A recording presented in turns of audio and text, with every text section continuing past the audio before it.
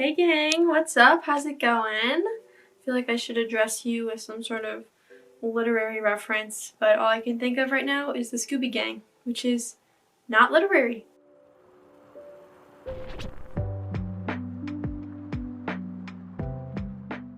Fun fact, I did dress up as Velma for Halloween 2019. Anyway, I hope you're having a beautiful day. Today I'm going to be showing you a tour of my lovely bookshelf. Ow, we love her. Compared to a lot of booktubers, I don't have that many books, but I am very happy with the collection I have right now. When I buy a house, you best believe that I'm going to have an entire room dedicated only to books, but this is a pretty good start. Let's start at the top, which you cannot see. That's really cool. Okay, I do have books in a few different places, but this is my main bookshelf where I keep most of my books. So here's the top shelf. Right here we have lovely editions of all the Harry Potter books. Of course, written by the magnificent Daniel Radcliffe. These copies are just so pretty. They are all hardback, fancy. And then I have a copy of The Tales of Beetle the Bard. Here on my next shelf, I have all of my, this is the beginning of my fiction section. I don't break it down more than fiction and nonfiction. I've got 3 shelves here of fiction books in alphabetical order by the last name of the author. So we have Little Women by Louisa May Alcott. I have Dante's Inferno, The Handmaid's Tale by Margaret Atwood. Here's my little Jane Austen section. We have Northanger Abbey, Pride and Prejudice, Persuasion, and Sense and Sensibility. A Manual for Cleaning Women by Lucia Berlin. This is a collection of short stories that I read for one of my classes and definitely enjoyed it. I will point out the other collections of short stories that I read for that class as well. If you're into dirty realism, highly recommend Lucia Berlin and these other authors, which I will point out. Next we have 2 of the Penderwicks books. Then we have Jane Eyre by Charlotte Bronte. We love Gothic literature. And of course, right next door, Wuthering Heights. This is a super old copy. I have not actually read this one yet, but I am very much looking forward to it. The Stranger by Albert Camus. I've heard that one is pretty messed up, so looking forward to that as well. Then we have Raymond Carver, What We Talk About When We Talk About Love. That's another one of the story collections that goes with the Lucia Berlin. Perks of Being a Wallflower. A Tale of Two Cities. Very much looking forward to rereading this one. And then on the end here we have The Sinister Signpost, which is the 15th book in the Hardy Boys series. And then this really bugs me, but I had to split them up. I have the 18th book in the Hardy Boys series right here, and that is The Twisted Claw. I don't actually know why I have these because I was very much a Nancy Drew kind of gal when I was younger. Alright, after the Hardy Boys book we have Maurice by E.M. Forster. I read this last fall. I'm pretty sure I filmed a vlog about it, and I did talk about it like a year ago when I made my first booktube video, so that's pretty exciting. Then we have The Cuckoo's Calling, written by Robert Galbraith, which is actually a pseudonym for Daniel Radcliffe. I love murder mysteries, but I did not like that book. The writing is just, let's be real. The writing, her writing in general, not great. This is Neuromancer by William Gibson. I hated this book. This is the first book I bought for my English degree, and that's the only reason I'm still keeping it, I think. I'm keeping it for now because of the sentimental value, but seriously, I am not a sci-fi person, and I did not enjoy this one at all. Next we have The Scarlet Letter by Nathaniel Hawthorne, and then we have 2 Carl Hiaasen books. I really liked these when I don't know how old I was, but like, these are like children's books, basically. So we have Flush and Scat. Look, I forget the premises of books like less than a month after I read them. So for things that I read like years ago, there's no hope of me telling you what they're about. Okay, so sorry. Then we have The Price of Salt by Patricia Highsmith, an early sapphic novel. Not my fave just because of the narrator. I just couldn't relate to her. But I did actually like the premise of the book. And if you're interested in the story, I would highly recommend that you check out the movie Carol, which is based on this book, and in my opinion is better, especially because we've got Cate Blanchett. Do I need to say more? No. let's move on. The Outsiders by S.E. Hinton. I'm really excited to read this. And I found this copy at Goodwill for like 99 cents. Looking forward to reading the book and then watching the movie, because that is the correct way to do things. Next, we have this cool copy of Brave New World, which was given to me by my friend Lars for Secret Santa 2019. Yeah, fun stuff. Then we have Jesus' Son by Dennis Johnson. That again goes with the Raymond Carver and Lucia Berlin collections. Then I have Milk and Honey, because I was one of those girls. I don't know what else to say about that. On the Road by Jack Kerouac. I've heard that Jack Kerouac is kind of problematic, and I don't exactly know why, so if you do know why, please let me know, but I liked the book. Phantom of the Opera, on the other hand, by Gaston Leroux. Not one of my favorites. Did not really care about any of the characters. Next we have It Can't Happen Here by Sinclair Lewis, which I have not read, but I read the synopsis on the back, and it just seems so appropriate to right now. It's about a fascist regime coming into the US and gaining power, and that's just kind of terrifying to me, so I really think I should read it, especially in today's political climate. Next, we have Paradise Lost, and wow, I read the entirety of Paradise Lost for a class last semester. It took me the entire semester to read it. Honestly, I enjoyed it. I found it really fascinating, and I love the way that John Milton created a Satan that was like human, because I've only ever seen things about Satan being like the embodiment of evil, so it was really fascinating. Anyway, if you're into religion, highly recommend that you read Paradise Lost. We have my Toni Morrison books. I have Beloved and Song of Solomon. I read Beloved last summer, I think, but I have not yet read Song of Solomon, and based on my experience with Beloved, I am very excited. We love taking bathroom breaks in the middle of filming. Anyway, next shelf. This is my last fiction shelf. Well, not my last fiction books, just my last fiction shelf on this bookshelf. First up, we have Mexican Gothic by Silvia Moreno Garcia. Oh my gosh. This book is so good and so gross. So if you get easily grossed out by like gore and stuff, don't read that, but it was so good. Midnight Sun, not by Stephanie Meyer, by Yo Nesbo. I did not enjoy this book, but if you like Scandinavian type horror stuff, give it a try. I don't know. Then we've got 1984 by George Orwell. Still have not read this one. Hope for the Flowers by Trina Paulus. That's just a cute feel-good book. It's like illustrated and it's just really cute. So I like this one to cheer me up when I'm feeling sad. Moving towards some more sinister things, right next to that is a collection of tales and poems by Edgar Allan Poe. I love Edgar Allan Poe. Such a cool copy. And then I have a collection of Sherlock Holmes like puzzles, like those like one-page mystery type things. Oh, I have another one of those right here. I've got 2 books of one-page mysteries. They're fun. The Catcher in the Rye by J.D. Salinger. Okay.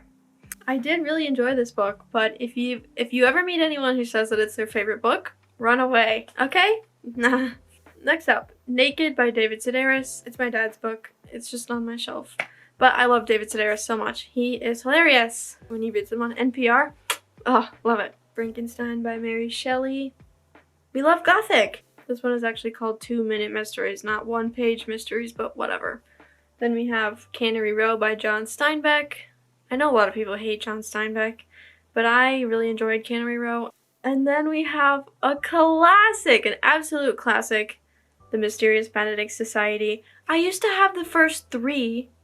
Well, I think I stopped reading them before the 4th one came out. But I used to have 3 of them and I don't know where the other ones are, and it makes me really sad. Then we have The Goldfinch by Donna Tartt, and that was such a ride. It took me so long to read. Pretty depressing, so if you get triggered by like depression and substance abuse, don't read it. And next we have, which one is this? The Fellowship of the Ring by J.R.R. Tolkien. The first book in the Lord of the Rings trilogy. I have been wanting to read this for so long. Once I finish all my library books, I will start Lord of the Rings trilogy. Last on this shelf, we have Mrs. Dalloway by Virginia Woolf. That concludes my fiction section. Next, I have one shelf of nonfiction down here, but like I said, I've got plenty more fiction where that came from. Here's my nonfiction shelf. First up, we have The Animals, which is a collection of love letters between Don Backerty and Christopher Isherwood. Quite the age gap, which is kind of creepy, but... And then a complete 180 from that is All the President's Men by Bob Woodward and Carl Bernstein. If you're not familiar, this one's all about Watergate. I know people who like history, or maybe even just all people, fixate on like one event sometimes. I have a few, but Watergate is definitely one of them, and I don't know why. I don't know how to explain it, but I wanted to learn more about it, and it's also on the Rory Gilmore reading list. I'm sort of still working on that. I should do like a whole video on that. Let me know if you want a whole video on the Rory Gilmore reading list. Sigmund Freud, Civilization and Its Discontents. If you want to hear Sigmund Freud talk about how awful America is, definitely read it. It was so interesting. Sigmund Freud, say what you want about him, but his writing is interesting, mostly because it's funny. Walden by Henry David Thoreau. Haven't read that one yet, but I really want to. Bossy Pants by Tina Fey. Oh my goodness. Amy Poehler and Tina Fey were my idols, like 8th grade, around there. Oh my goodness. But several books in here that my mom lent me that are actually her books, so I can't really say anything about them, but I will read them up for you. Meditation Now by Elizabeth Renninger. Procrastinator's Handbook by Rita Emmett. I should definitely read that one. You Are a Badass by Jen Sincero. Oh my gosh, I have talked about this one. I love this book. Whatever your opinion on self-help books is, please read this. It is so good. Then we have Getting Things Done by David Allen. Good Morning, Good Life by Amy Schmittauer Landino. Make Money Teaching Online by Danielle Babb, and Jim Mirabella. The rest of these are my books. The Graduate Survival Guide. 5 Mistakes You Can't Afford to Make in College. These are all my books about writing. The Elements of Style. Beautiful. Ooh. A Solemn Pleasure by Melissa Pritchard. Writing Down the Bones by Natalie Goldberg. How to Write Short by Roy Peter Clark. And last but not least, The Right to Write by Julia Cameron. And then the last book I have on this shelf is the Book of Tarot. It's just a tarot card book that goes with the tarot deck that I have. So, it's just helpful for reference and stuff. And then I do have one more shelf below this, but it's all like dictionaries I've got French to English dictionary, German to English dictionary. I've got a book of German verbs and some books about like filmmaking and painting and stuff. Alright, and here we have this cart where I keep it right next to my bookshelf, but I have a few extra books because I have to keep my overflow there. First up, we have 4 library books. Number 1 is The 7 Husbands of Evelyn Hugo by Taylor Jenkins Reid. I've heard amazing things about this author and this book, so I'm very much excited to read it. And then we have Last Night at the Telegraph Club by Melinda Lowe, which is a sapphic novel about teenage girls, one of whom is a Chinese-American girl living in Chinatown in San Francisco. This takes place during the 1950s and the Red Scare, when there was lots of discrimination against Asian Americans. Speaking of which, in the last year, currently, there have been like 3,800 hate crimes against Asian Americans, which is disgusting because of the pandemic, but also just because of prejudices that have been there for years, decades, centuries, whatever. So I'm going to leave some resources in the description of ways that you can help the Asian American and Pacific Islanders community. Please take a second to just check that out and do what you can, because this is really important, obviously. Lots of horrible things are happening right now, so it's important to do whatever you can to help. Then here we have the 2nd and 3rd book in the Grisha trilogy, the Shadow and Bone trilogy by Leigh Bardugo. I just finished up Siege and Storm yesterday, and I guess I won't really go into my thoughts here. But then I'm excited now to start Ruin and Rising to see how the trilogy ends. So exciting! All the rest of these books I own. So, well, first up we have Murder, She Wrote by Jessica Fletcher and Donald Bain.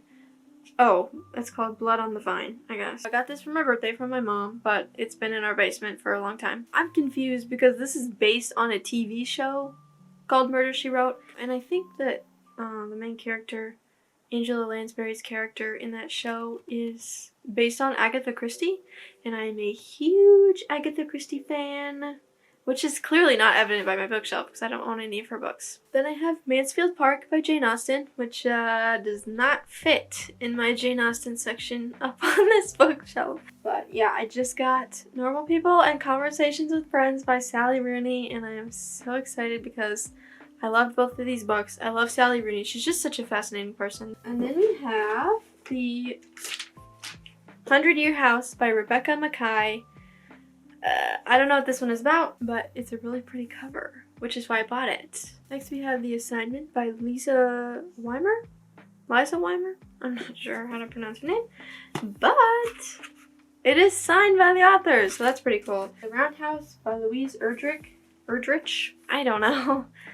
But again, pretty cover. I love the olive editions. Last two on this shelf. Let's go. Candide by Voltaire.